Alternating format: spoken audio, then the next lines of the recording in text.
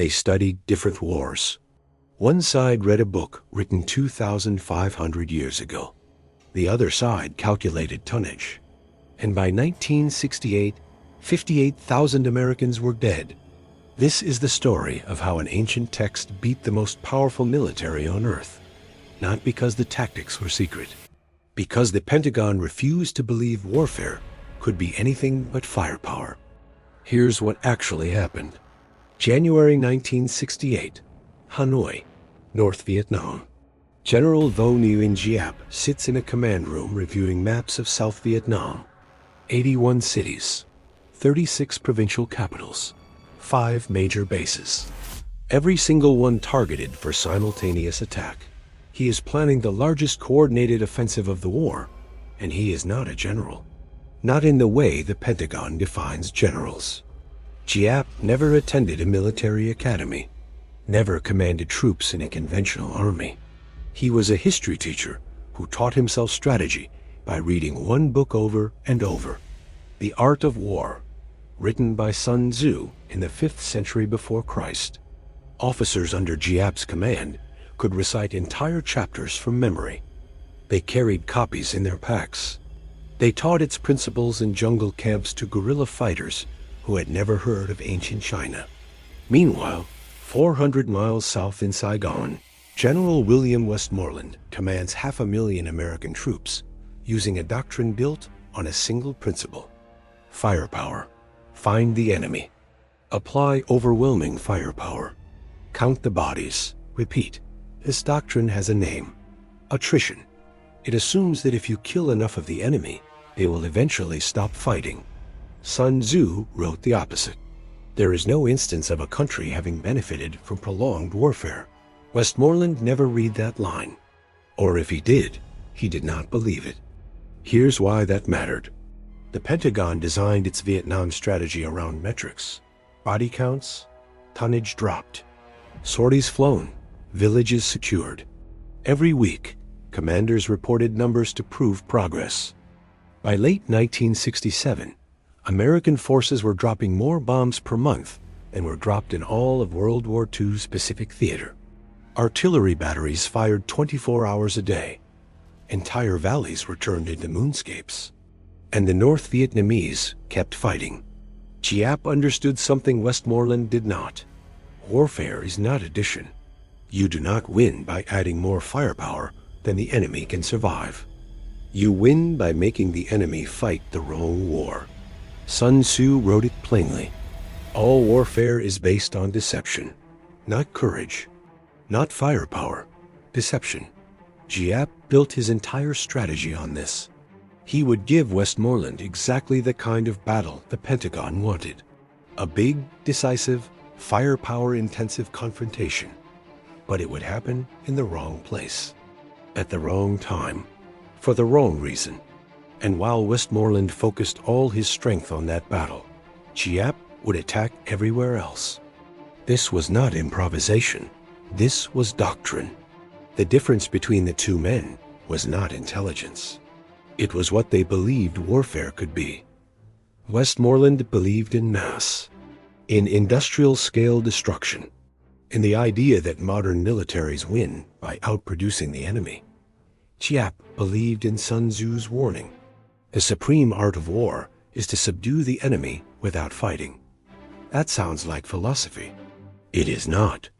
It is instruction. Do not meet the enemy's strength. Avoid it. Redirect it. Exhaust it. Make the enemy spend resources defeating the wrong threat while you attack what they cannot defend. By December 1967, Giap had moved 200,000 troops and 81,000 tons of supplies south along the Ho Chi Minh Trail. Weapons, ammunition, explosives, rockets, all of it smuggled past American bombers through jungle paths the Pentagon insisted did not exist. Westmoreland knew something was coming. Intelligence reports showed unusual movement.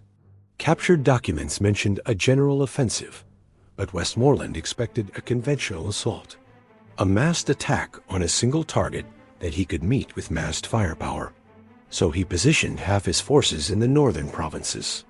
Near a remote marine base, called Khe Sanh, and that is where the deception worked. Khe Sanh was bait. Giap surrounded it with 40,000 troops, not to capture it, to pin American forces in place, while the real offensive launched everywhere else. Westmoreland took the bait. He called Khe Sanh the decisive battle of the war. He deployed 250,000 men to defend the northern region, half of all American combat battalions. He compared it to Dien Bien Phu, a French base that fell in 1954 and ended French control of Indochina. Westmoreland was determined not to repeat that loss. So he committed everything: massive artillery, round-the-clock airstrikes, the largest application of American firepower in the entire war. Sun Tzu wrote about this too. When strong, avoid them. Attack their weaknesses. Giap did not need to take Khe Sanh. He needed Westmoreland to think he needed to take Khe Sanh. And while Westmoreland stared north, Giap prepared to attack south, into the cities, into Saigon, into the capital of South Vietnam, where American civilians lived and television cameras recorded everything. The Pentagon trained its officers on firepower calculus, ratios, tonnage, casualty projections. Every problem was a math problem. If you could not solve it with more firepower, you were not using enough. Giap trained his officers on Sun Tzu, on patience, on making the enemy commit to the wrong fight. One doctrine assumed wars were won on battlefields. The other assumed wars were won in the enemy's mind. This was not just a difference in tactics. It was a difference in what war is. And by January 1968, that difference was about to collapse the most powerful military in history. Because Giap understood something the Pentagon refused to accept. You do not need to win every battle to win the war. You need the enemy to believe continuing the war costs more than they are willing to pay. Westmoreland believed victory was measurable. Giap believed victory was perception. And in 3 weeks, 70,000 guerrillas were going to prove which doctrine was right. 70,000 guerrillas were about to attack during a holiday ceasefire, and they announced it 6 months in advance. October 1967. Hanoi Radio, the North Vietnamese government, broadcasts a message to the world. They will observe a 7-day ceasefire for the Tet holiday. From January 27th to February 3rd, 1968, no attacks, no operations. Peace for the Lunar New Year. The announcement reaches Saigon within hours. South Vietnamese President Nguyen Van Thu approves a ceasefire. 36 hours. Half his army will go home on leave to celebrate with their families. The Pentagon reviews the announcement. No objections. A ceasefire during Tet makes sense. It has happened before. General Westmoreland does not like it. He requests that Saigon cancel the truce. Thu refuses. Canceling Tet leave would destroy morale. Soldiers need to see their families. So the ceasefire stands. This is where Sun Tzu's first principle enters the war. All warfare is based on deception. Not surprise. Deception. Surprise is tactical. You catch the enemy off guard. Deception is strategic. You make the enemy believe something false so completely that when you attack, they cannot adapt. Giap did not want to surprise Westmoreland. He wanted to deceive him. Here is how it worked. August 1967, 3 months before the ceasefire announcement, North Vietnam's Politburo approves the plan for what they call the General Offensive General Uprising. 200,000 troops, 81 cities, 36 provincial capitals, 5 autonomous cities, every major American and South Vietnamese installation in the country. The goal is not military victory. It is political collapse. Sun Tzu wrote this plainly. The supreme art of war is to subdue the enemy without fighting. Giap built the entire offensive around this principle. Do not defeat the American military. That is impossible. Defeat the American will to continue. But first, you must make them look the wrong direction. December 1967, 2 months before the offensive, North Vietnamese forces begin surrounding Khe Sanh, a remote marine combat base in the northern mountains. 6,000 defenders, 40,000 attackers. Westmoreland watches the buildup with growing alarm. He calls it the most important battle of the war.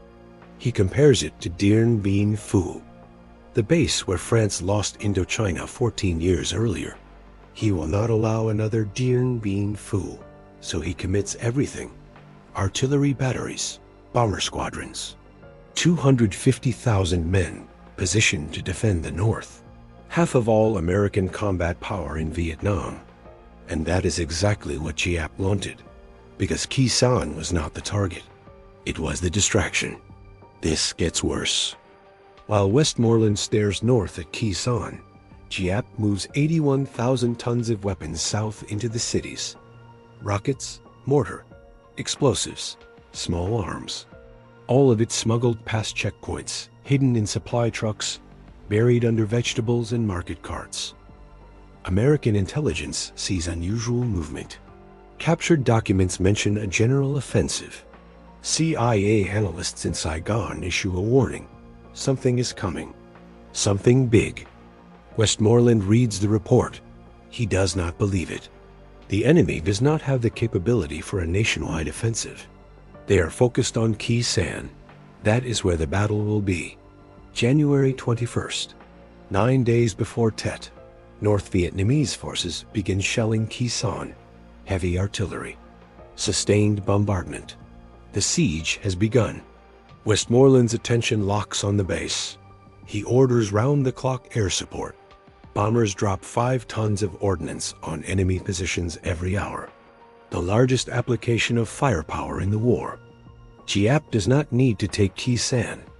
He needs Westmoreland to think he needs to take Khe Sanh. And it works. January 27th, 3 days before Tet, North Vietnamese radio confirms the ceasefire will begin on schedule. 7 days of peace. South Vietnamese soldiers pack their bags. Bus stations fill with troops heading home. Commanders approve leave requests. By January 30th, half the South Vietnamese army is off base. American units stand down. Saigon's bars and restaurants fill with soldiers on holiday leave. The city feels safe, protected. The war is up north, at Khe Sanh, but 70,000 Viet Cong are already inside the cities. They have been moving into position for weeks, disguised as civilians, as merchants, as holiday travelers returning home.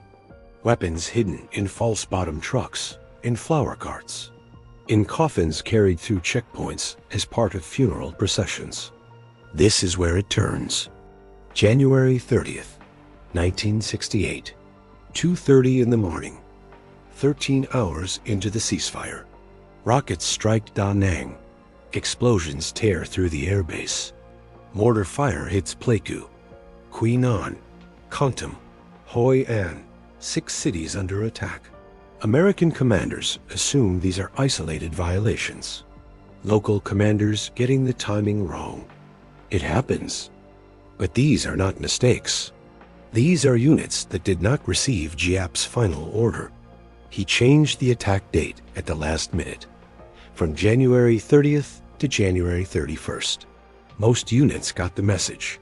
These 6 did not. So they attacked a day early and gave away the entire plan. January 30th, 10 in the morning, President Thu cancels the ceasefire. All South Vietnamese forces return to full alert. American commanders place their units on standby, but half the South Vietnamese army is still scattered across the country. On buses, at family homes, unreachable. Giap knows the surprise is compromised. He does not change the plan, because the offensive was never about surprise. It was about overwhelming scale. You cannot defend 81 cities at once, even if you know the attack is coming. This is what Westmoreland failed to understand. Giap did not need tactical surprise. He needed strategic overload. Attack everywhere. Force the enemy to choose what to defend. then strike what they abandon. Sun Tzu called this principle attacking emptiness. Do not fight the enemy's strength. Make them spread their strength so thin that strength becomes weakness. January 31st, 1968, 3 in the morning. 70,000 Viet Cong attack simultaneously across South Vietnam. Saigon, Hue, Da Nang, Can Tho, Bien Ho, Mai Tho. Every major city, every province capital, the American embassy, the presidential palace, Saigon radio, Tan Son Nut Air Base. In Saigon alone, 35 targets hit within the first hour. This is where the human cost begins. South Vietnamese soldiers scramble to return to their units. Buses requisitioned as troop transports. Families abandoned mid-celebration. Men running through streets in civilian clothes, carrying rifles. American MPs defending the embassy find themselves in a 6-hour firefight with 19 Viet Cong commandos, who blasted through the outer wall at 3:15 in the morning. The commandos do not survive. But for 6 hours, the cameras broadcast images of Americans pinned down inside their own embassy compound. Westmoreland still has 250,000 men at Khe Sanh. They cannot redeploy in time. The cities are on their own. And this is exactly what Giap planned. He wrote the orders himself. Do not hold territory. Seize targets. Inflict maximum shock. Hold for as long as possible. Then withdraw.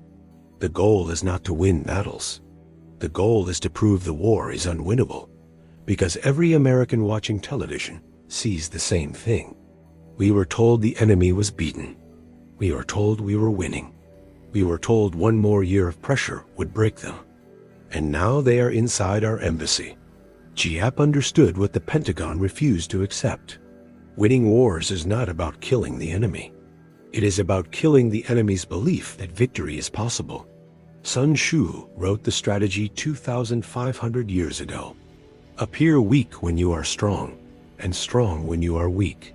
For 3 years, Giap appeared weak, avoiding major battles, losing firefights, taking casualties, letting American commanders count bodies and declare progress. And then, in one night, he appeared everywhere at once.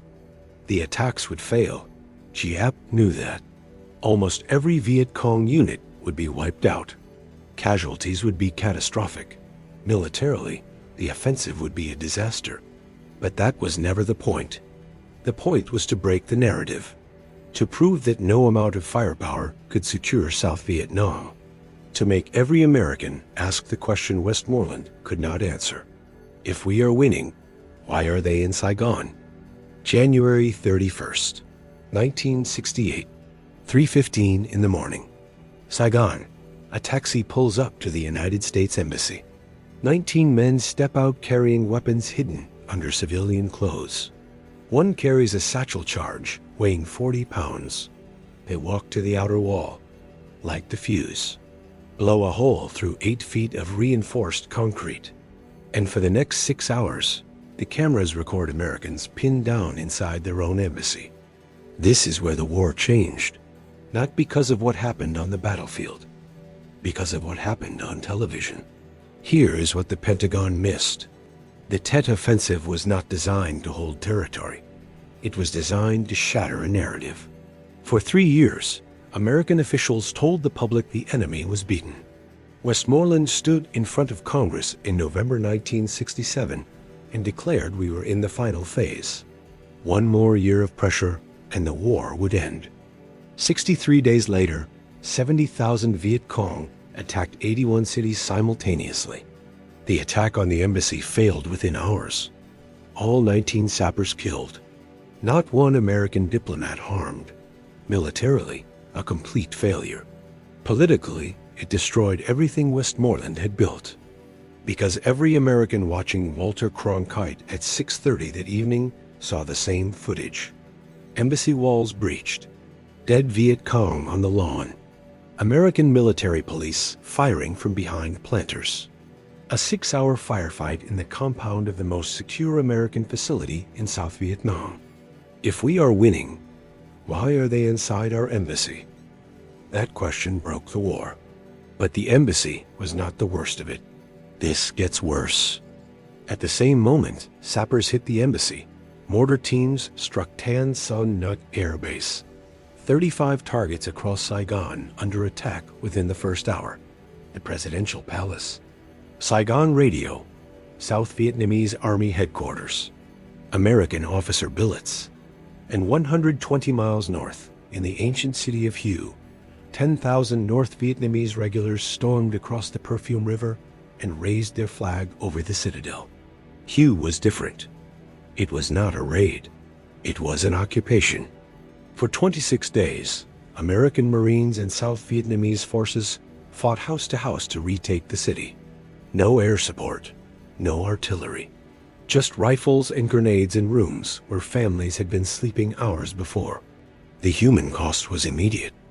147 Marines killed, 857 wounded, 384 South Vietnamese soldiers dead, and 8,000 civilians killed in the crossfire or executed by retreating North Vietnamese forces who dragged anyone suspected of supporting the government into courtyards and shot them.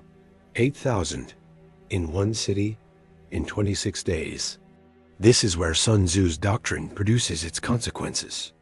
Giap did not care about holding Hue. He knew the city would fall. He knew most of his forces would be wiped out. That was acceptable, because every day Americans watched footage of Marines fighting block by block in a city they thought was secure. The narrative collapsed further.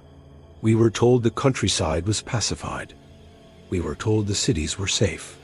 We were told the enemy could not sustain large operations. And now we are fighting in the streets of Vietnam's cultural capital. Here is what makes it unforgivable.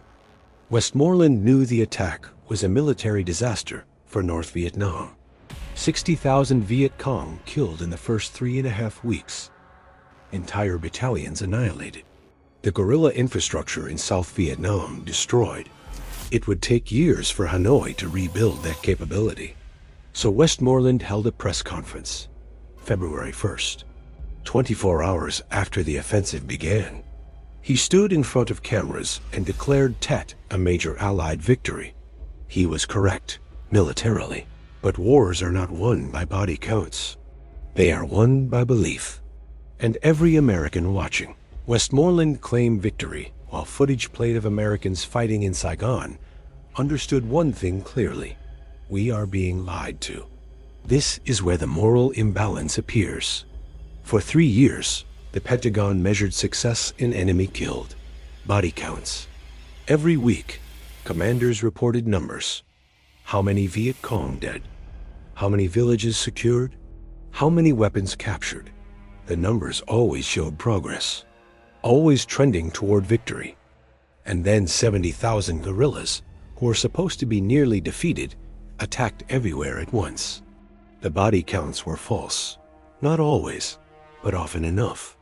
Commanders needed to show results. Promotions depended on it. Funding depended on it. Congressional support depended on it. So the numbers got inflated. Civilian casualties counted as enemy killed. Unverified kills reported as confirmed. Entire battles rewritten after the fact to show higher enemy losses. One company commander lost 78 men while finding 10 enemy bodies during the Battle of the Slopes. General Westmoreland rewrote the report, changed 10 enemy killed to 475, released it as official, and those false numbers became the basis for telling America we were winning. Sun Tzu warned about this. There is no instance of a country having benefited from prolonged warfare, not because long wars are expensive, because long wars require lying to your own people about why you are still fighting. And eventually, the lies become visible. Tet made them visible. February 27th, 1968, 4 weeks after the offensive began, Walter Cronkite broadcasts a special report from Vietnam. He toured the country, interviewed soldiers, visited the battlefields, and then he did something journalists were not supposed to do. He gave his opinion. He looked directly into the camera and said the war was unwinnable, that we were mired in stalemate, that the only rational way out was negotiation, not victory. Cronkite was the most trusted man in America. 40 million people watched his newscast every night. If Cronkite said we could not win, most Americans believed him. President Lyndon Johnson watched the broadcast in the White House. According to aides, he said it aloud. If I have lost Cronkite, I have lost Middle America. 1 month later, Johnson announced he would not seek re-election. Here is what this means. Tet was a military victory for the United States by every measurable standard. Enemy casualties catastrophic, territory retaken, offensive repelled, and it destroyed American will to continue the war. Giap understood what Westmoreland refused to accept. You do not need to defeat the enemy's army. You need to defeat the enemy's belief that continuing costs less than quitting. This is exactly what Sun Tzu wrote. The supreme art of war is to subdue the enemy without fighting. Giap fought. He lost tens of thousands of men, but he subdued the enemy, not on the battlefield. In living rooms across America, where families watch the news and ask the same question, if we are winning, why does it look like losing? That question had no answer, because the answer required admitting the Pentagon built its entire strategy on a false premise, that overwhelming firepower wins wars, that body counts measure progress, that you can bomb and kill your way to victory in a war where the enemy does not need to win battles. He just needs to outlast you. By March 1968, public support for the war dropped from 46% to 37%. Support for escalation collapsed from 55% to 34%. The offensive continued for months. Secondary attacks, follow-up waves, more cities hit, more casualties. But the strategic objective was achieved in the first 72 hours. The narrative was broken.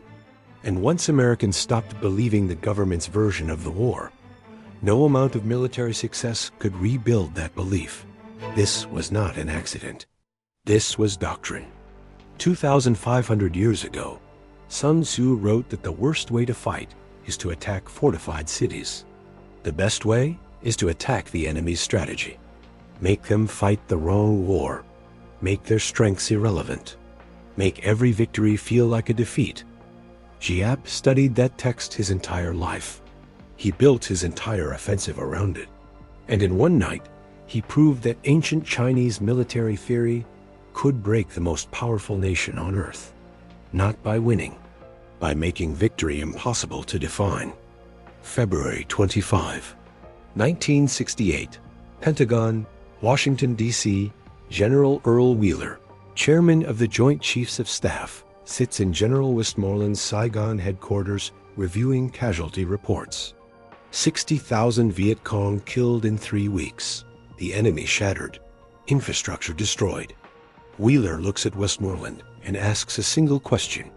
How many more troops do you need to finish them? Westmoreland calculates. 206,000. Not to hold what they have, to exploit the victory, to finally win the war. Wheeler flies back to Washington with the request. President Lyndon Johnson reads it, orders a full policy review. And for the first time since 1965, the Pentagon is forced to answer a question it has avoided for 3 years. If we are winning, why do we need more troops? This is where doctrine collides with reality. Here is what the Pentagon refused to admit. The strategy was not broken because it was executed poorly. It was broken because it measured the wrong thing. For 3 years, American commanders measured success by body count. Enemy killed per operation. Casualties inflicted per battalion. Progress defined by death. The doctrine had a name: attrition. Kill more of them than they can replace. Eventually, they run out of soldiers and surrender. It worked in World War II. It worked in Korea. The Pentagon assumed it would work in Vietnam. Sun Tzu wrote the opposite 2,500 years ago. There is no instance of a country having benefited from prolonged warfare, not because wars of attrition cannot be won, because they cost more than the victory is worth. And in a democracy, the public eventually asks why we are still paying. By March 1968, that question destroyed the strategy. Here is how the numbers broke the doctrine. February 1968. Secretary of Defense Clark Clifford inherits the Vietnam portfolio from Robert McNamara. His first task is to review Westmoreland's request for 206,000 more troops. Clifford assembles a team: military analysts, intelligence officers, State Department officials. He asks them to answer 3 questions. 1. What will 206,000 more troops achieve? 2. How long will it take? 3. What happens after that? The Pentagon cannot answer any of them. Not because the answers are classified, because the answers do not exist. Analysts review 3 years of data. 510,000 troops already in Vietnam. 4 million tons of bombs dropped. 45,000 Americans dead. And the enemy just launched the largest offensive of the war. If 500,000 troops cannot secure South Vietnam, what will 716,000 accomplish? The military's answer is more of the same. More troops, more firepower, more pressure. Eventually, the enemy breaks. Clifford asks when. The military cannot say. They offer projections. 5 years, 7 years, maybe 10. It depends on how fast they can kill Viet Cong faster than Hanoi replaces them. Clifford runs the numbers. 10 more years at current casualty rates means another 150,000 Americans dead, another 20 million tons of bombs, another $300 billion spent, and no guarantee of victory, because the strategy assumes the enemy will quit when losses become unbearable. But Tet proved they will not quit. They will accept catastrophic casualties if it achieves a political objective. This is where Sun Tzu's doctrine reveals its power. Giap lost 60,000 men in 3 weeks, 2/3 of his attacking force. By attrition logic, he suffered a devastating defeat, the kind of loss that should force negotiation. Instead, Hanoi declared victory, ordered follow-up attacks, prepared for more offensives. Because they were not measuring success in casualties. They were measuring it in American willpower. And after Tet, American support for the war collapsed from 46% to 37%. Giap won, not on the battlefield, in living rooms across America. And the Pentagon had no doctrine to counter that. This gets worse. March 10th, 1968. The New York Times publishes the troop request. 206,000 more soldiers. Headline on the front page. The reaction is immediate. Congress demands answers. How many more troops? How many more years? How many more dead Americans before we admit this is not working? Public protests explode. 50,000 march on the Pentagon. Universities shut down. Draft resistance spreads. Young men burn their draft cards on television. Not because they oppose the war on moral grounds, because they no longer believe the government's explanation for why we are fighting. For 3 years, officials said we are winning. Body counts prove it. Enemy capacity declining. Victory approaching. Just 1 more year of pressure. And then Tet happened. And every American watching television understood they had been lied to. This is the moral imbalance that breaks systems. The Pentagon knew the body counts were inflated. Internal reports documented it. Commanders pressured to report higher numbers. Unverified kills counted as confirmed. Civilian casualties relabeled as enemy dead. Entire operations fabricated to show progress. Because promotions depended on results. Funding depended on results. Congressional support depended on results. So the numbers got adjusted. Not occasionally, systemically, for 3 years. And those false numbers became the basis for asking America to send another 206,000 sons to die. Clifford finishes his review, presents his findings to Johnson. The conclusion is stark. The current strategy cannot win. More troops will not change that. We are measuring the wrong thing. Victory is not counted in enemy dead. It is counted in political will. And we are losing that war. March 22nd, 1968. Johnson meets with Westmoreland, personally, to deliver the decision. The 206,000 troops are denied. The strategy is under review. The war will not be won by escalation. It will be ended by negotiation. Westmoreland is stunned. He just delivered the biggest military victory of the war. 60,000 enemy killed. Every offensive repelled. Every city retaken. And Washington is talking about de-escalation. Because the Pentagon finally understood what Giap knew from the beginning. Modern wars are not won by killing the enemy. They are won by breaking the enemy's will to continue. And in Vietnam, America was the one losing will. Sun Tzu wrote it plainly. If you know the enemy and know yourself, you need not fear the result of 100 battles. The Pentagon knew the enemy, underestimated them, but knew them. They did not know themselves, did not understand that democracy cannot sustain a war its people do not believe is winnable. That body counts mean nothing if the public sees footage of cities burning after being told the enemy was defeated. That firepower cannot substitute for strategy when the enemy is fighting a different war. March 31st, 1968, 9:05 at night. President Johnson addresses the nation. He announces a partial halt to bombing North Vietnam, offers peace negotiations, reduces offensive operations. And then, at the end of the speech, he adds one more sentence. I will not seek, and I will not accept the nomination of my party for another term as your president. One offensive, 1 month, one president destroyed, not because America lost the battles. They won every major engagement, not because American troops failed. They performed exactly as trained. Because the doctrine assumed wars are won by attrition. And Tet proved that in modern warfare, the side that controls the narrative controls the outcome. Giap read Sun Tzu. He understood that victory is not about destroying the enemy's army. It is about destroying the enemy's belief that victory is possible. And on March 31st, 1968, that belief collapsed.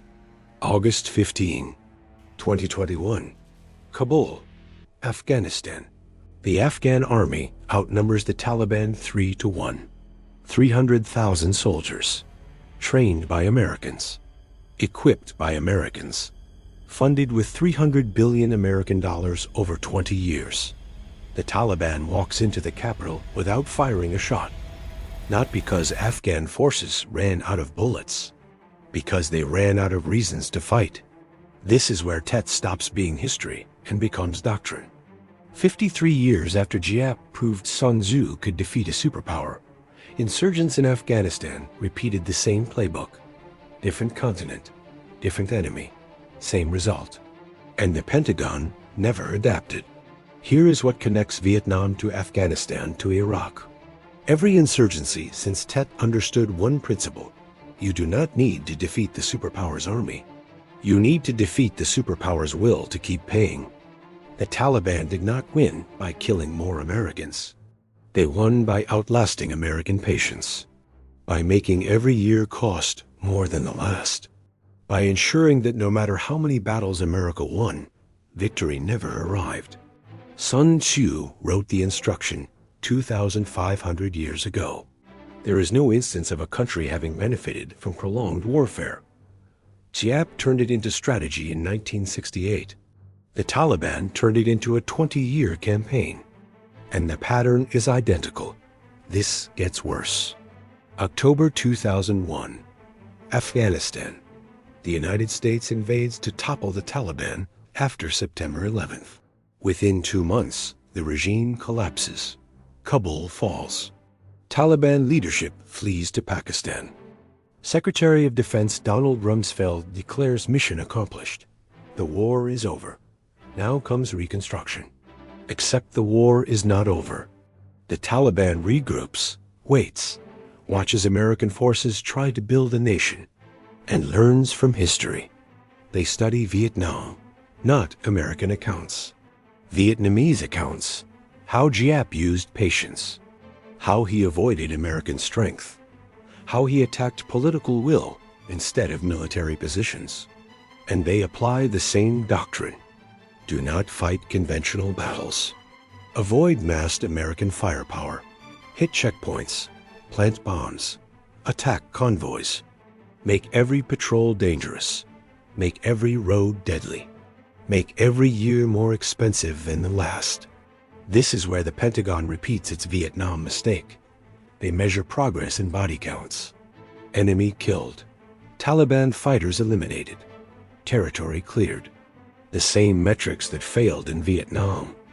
By 2010, American commanders report the Taliban is weakening. Casualties mounting. Leadership degraded. One more year of pressure, and they will break. The numbers show progress. Always progress, trending toward victory. And then August 2021 happens. And every American watching television asks the same question they asked in 1968. If we were winning, how did we lose? Here is the moral imbalance that breaks trust. For 20 years, military officials reported progress. Every year, commanders testified before Congress. Enemy capacity declining. Afghan forces improving. Victory approaching. The metrics were not entirely false. The Taliban did take casualties. Afghan forces did grow larger. Infrastructure did improve. But those measurements ignored the only metric that mattered. Will. The Taliban had unlimited will. They were fighting for their country. They could wait decades, lose thousands of fighters, survive in caves, because they knew eventually America would leave. And when America left, they would return. Afghan government forces had conditional will. They fought because Americans paid them, trained them, supported them. When Americans left, the reason to fight disappeared. The Pentagon measured firepower. Insurgents measured patience, and patience won. This is not unique to Afghanistan. Iraq, 2003 to 2011. The United States invades, topples Saddam Hussein in 21 days. President George W. Bush declares major combat operations complete. And then the insurgency begins. It follows the same pattern. Avoid American strength. Attack convoys. Plant roadside bombs. Film the explosions. Post the videos online. Make every American watching television ask why we are still there. The Pentagon responds with more troops, more firepower, more metrics showing progress. Enemy killed per month. Territory secured. Iraqi security forces trained. And the insurgency continues. Not because they are winning battles, because they are winning time. Every year, America stays costs more than the last. More troops, more money, more dead Americans, and no clear definition of victory. By 2006, American public support collapses. 67% opposed the war, the same percentage that opposed Vietnam after Tet. The tactics are identical. The results are identical. Because the doctrine is the same. Sun Tzu's principles are not philosophy. They are instruction. And every insurgency since 1968 learned the instruction. Do not fight the enemy's strength. Make them spread their forces thin. Attack their political will. Make the war last longer than their public will tolerate. Win by not losing. Here is why this matters for your life.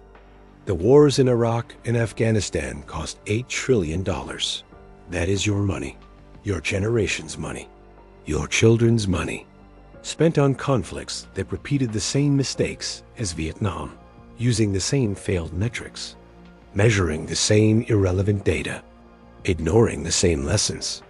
58,000 Americans died in Vietnam. 7,000 died in Iraq and Afghanistan.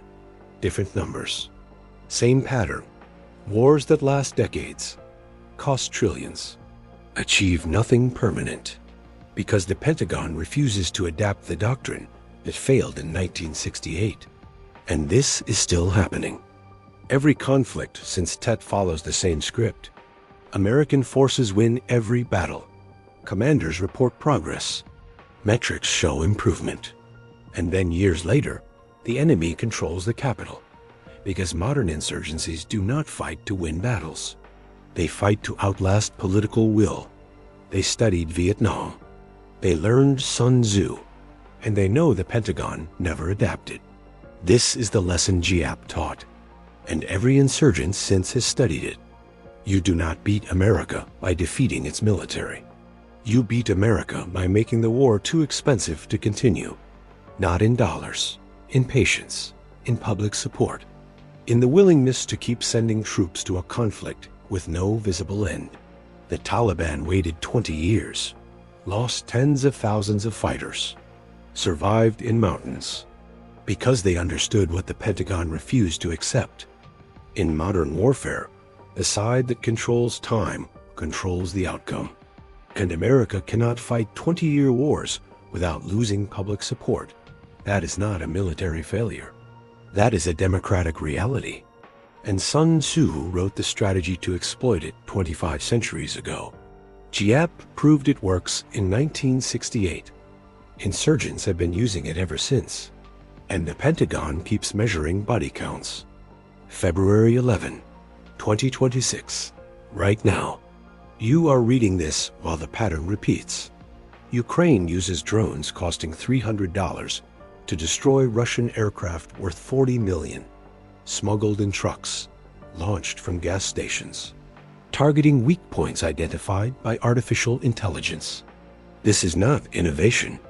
This is Sun Tzu, written 2,500 years ago, applied in Vietnam 58 years ago, still working today, because the Pentagon never learned the lesson. Here is what changed since Tet, and what did not. The technology evolved. Drones replaced mortar. Social media replaced television. Precision-guided munitions replaced carpet bombing. Satellites replaced reconnaissance aircraft. But the doctrine stayed the same. Firepower. Overwhelming force. Metrics that measure destruction instead of will. Body counts repackaged as enemy casualties. Progress measured in territory, controlled instead of political support maintained. And the results stay the same. Initial victory, extended occupation, rising costs, collapsing public support, withdrawal, Vietnam, Iraq, Afghanistan. The script does not change, only the location. This is where the pattern becomes permanent. Russia invades Ukraine in 2022. 300,000 troops, thousands of tanks, air superiority. The expectation is Kyiv falls in 72 hours. Ukraine collapses in 2 weeks. The war ends before NATO can respond. It does not happen that way. Ukraine applies Sun Tzu's doctrine. Avoid Russian strength. Attack supply lines. Make every kilometer costly. Use drones. Use ambushes. Use the terrain. Make the war last longer than Moscow can sustain. And here is where modern technology proves ancient doctrine still works. Ukrainian forces modify commercial quadcopters. Add explosives. Program them to recognize Russian armor through thermal imaging. One operator controls 6 drones simultaneously from a basement command post 20 kilometers behind the front line. Cost per drone, $300. Cost per Russian tank destroyed, $4 million. The math is asymmetric, deliberately, exactly as Sun Tzu prescribed. Attack where the enemy is weak. Make their strength irrelevant. By 2026, Russia loses over 600,000 casualties. Ukraine loses fewer. But Ukraine is fighting for survival. Russia is fighting for expansion. And Sun Tzu wrote the outcome 25 centuries ago. The side with unlimited will defeats the side with conditional will. Even if the conditional side has more firepower, this gets worse. The pattern is not limited to insurgencies anymore. It's spread to conventional warfare. Because every military on Earth watched America lose Vietnam, lose Iraq, lose Afghanistan, using the same doctrine, making the same mistakes. And they learned what the Pentagon refused to learn. Modern wars are not won by firepower. They are won by endurance, by political will, by making the enemy's strength irrelevant. Russian commanders studied American doctrine. They assumed overwhelming force would work. They massed armor, concentrated artillery, launched combined arms operations exactly as taught in Western military academies. And Ukrainian forces dispersed, refused massed battle, hit supply convoys, destroyed fuel depots, made every Russian advance cost more than holding the territory was worth. This is Giap's playbook, applied to conventional war, proving Sun Tzu works regardless of technology level. Here is the human cost of refusing to adapt. 58,000 Americans dead in Vietnam, 7,000 in Iraq and Afghanistan, over 1 million Vietnamese dead, 500,000 Iraqis, 200,000 Afghans, and uncountable wounded, displaced, lives shattered, all of it following the same failed strategy: attrition, body counts, metrics that measure everything except the only thing that matters: will, and the cost extends beyond battlefields, beyond casualty lists, into the structure of societies that sent those soldiers. Every dollar spent on failed wars is a dollar not spent on infrastructure, education, healthcare, research. The opportunity cost is invisible, but permanent. $8 trillion on wars that repeated Vietnam's mistakes. That number is abstract. Here is the human scale. $8 trillion is 13 years of free public university for every American student, or rebuilding every bridge in the country, or funding cancer research for a century. Instead, it bought 20 years in Afghanistan that ended with the Taliban controlling Kabul, 10 years in Iraq that ended with Iranian influence dominating Baghdad, and debt your children will inherit without ever voting for the wars that created it. And this is still happening now. Right now, militaries across the world teach officer candidates about firepower superiority, about combined arms operations, about air dominance and precision strikes, the same curriculum that failed in 1968. Sun Tzu is mentioned, maybe one lecture. Ancient philosophy, interesting but outdated, superseded by modern technology. And then those officers deploy and face enemies who studied Sun Tzu as doctrine, who understand that firepower means nothing if you refuse to mass your forces where the enemy can target them, who know that losing every battle means nothing if you win the political war. The disconnect is institutional, not individual. Individual officers recognize the pattern.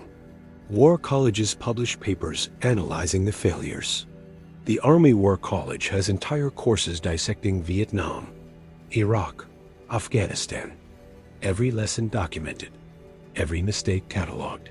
But doctrine does not change, because changing doctrine means admitting the promotion system advanced the wrong people, that the generals who designed failed strategies would need to acknowledge failure, that the defense contractors who profit from firepower-intensive wars would lose revenue. Institutions protect themselves, not through conspiracy, through inertia. The system rewards what the system values, and the system values metrics that justify current spending, not metrics that question whether the spending achieves objectives. This is where it connects to your generation. You inherit the debt from wars that repeated known mistakes. You inherit veterans damaged by conflicts with no clear purpose. You inherit a military that learned nothing from 50 years of failure. And when the next war starts, the same pattern will repeat.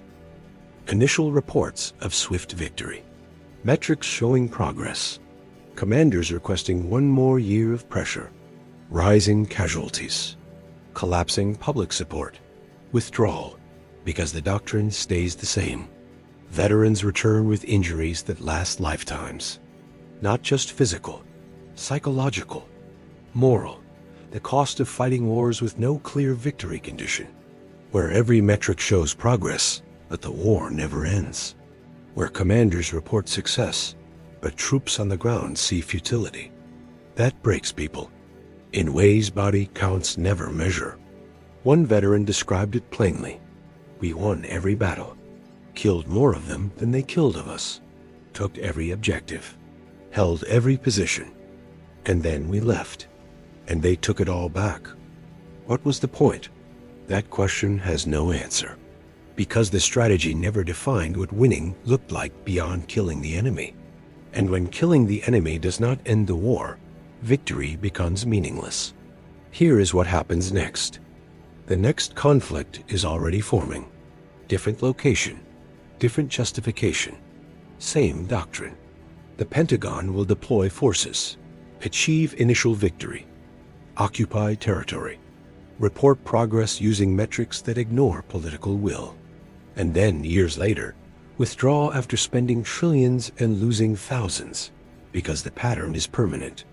Not because militaries are incompetent, because institutions cannot learn lessons that require admitting systemic failure. Sun Tzu understood this 2,500 years ago. He wrote that the worst generals study tactics. Good generals study strategy. Great generals study logistics. And the greatest generals study the enemy's will. Giap studied will. The Taliban studied will. Every insurgent since studied will. The Pentagon still studies firepower. And every soldier who dies in the next war will die, because institutions refuse to learn what history teaches plainly. You do not win modern wars by killing more of the enemy. You win by making the enemy believe continuing costs more than quitting. And in democracies fighting overseas wars with unclear objectives, that belief collapses long before the military is defeated. This is not theory. This is documented, repeatable, predictable. Tet proved it in 1968. Iraq proved it in 2007. Afghanistan proved it in 2021. Ukraine is proving it right now in 2026. The doctrine of overwhelming firepower loses to the doctrine of unlimited patience every single time. When the patient side is fighting for survival and the firepower side is fighting for objectives, the public does not understand. And the Pentagon knows this. Internal reports document it. War colleges teach case studies. Officers write dissertations analyzing the failures. But the doctrine does not change, because doctrine is not written by analysts. It is written by institutions. And institutions protect themselves first. So the next time you see news reports about American forces deployed overseas, about metrics showing progress, about enemy casualties mounting, about commanders requesting just one more year of pressure to achieve victory, remember Tet. Remember that 70,000 Viet Cong lost 60,000 fighters and still won the war. Because they were not fighting to win battles. They were fighting to break American will. And they succeeded. Using a book written before gunpowder existed. That book is still taught, still studied, still applied by every force that wants to defeat a more powerful enemy. The question is not whether the pattern will repeat. The pattern is repeating right now. The question is whether anyone with the power to change doctrine will learn the lesson before the next generation pays the same cost. History says no.